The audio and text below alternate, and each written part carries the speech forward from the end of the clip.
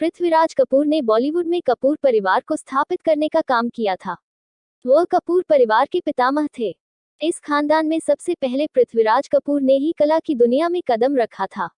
उन्होंने अपने दम पर मुंबई में एक खास जगह बनाई। उनके बाद बेटे राज कपूर ने भी मनोरंजन की दुनिया में नाम कमाया था। उनके पिता बशेश्वर नाथ कपूर ने भी उनकी फिल्म आवारा में एक छोटी सी भूमिका निभाई थी। इस वीडियो में हम बता रहे हैं उनकी पत्नी के बारे में। आइए पृथ्वीराज कपूर के सबसे खास रिश्ते के बारे में बात करते हैं।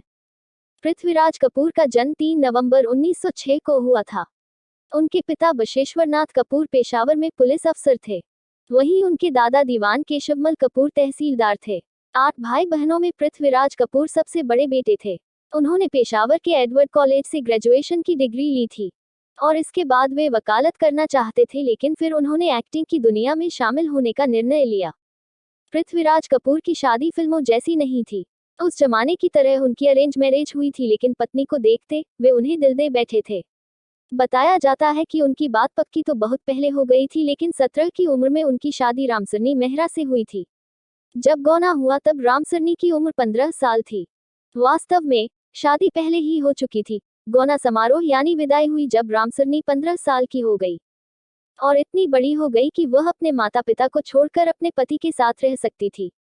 पृथ्वीराज और रामसरनी के बीच हमेशा बेहद प्यार रहा। जितना पृथ्वीराज अपनी पत्नी को समझते थे, उतना ही रामसरनी भी परिवार और पति के प्रति समर्पित थी। जब पृथ्वीराज 18 साल के थे तब उनके घर राज कपूर का जन्म हुआ था। राज कपूर के बाद इनके घर शशि और शम्मी कपूर का जन्म हुआ। इनकी एक बेटी भी थी जिसका नाम उर्मिला था। इनके 2 बच्चों का बीमारी से निधन हो गया था। जीवन के तमाम उतार चढ़ाव के दौरान रामसरनी और पृथ्वीराज कपूर ने एक दूसरे का साथ दिया। दोनों एक दूसरे से बेहद प्यार करते थे। पृथ्वीराज और रामसरनी दोनों का ही निधन कैंसर की वजह से हुआ था। पृथ्वीराज कपूर का निधन 29 मई 1972 को हुआ था।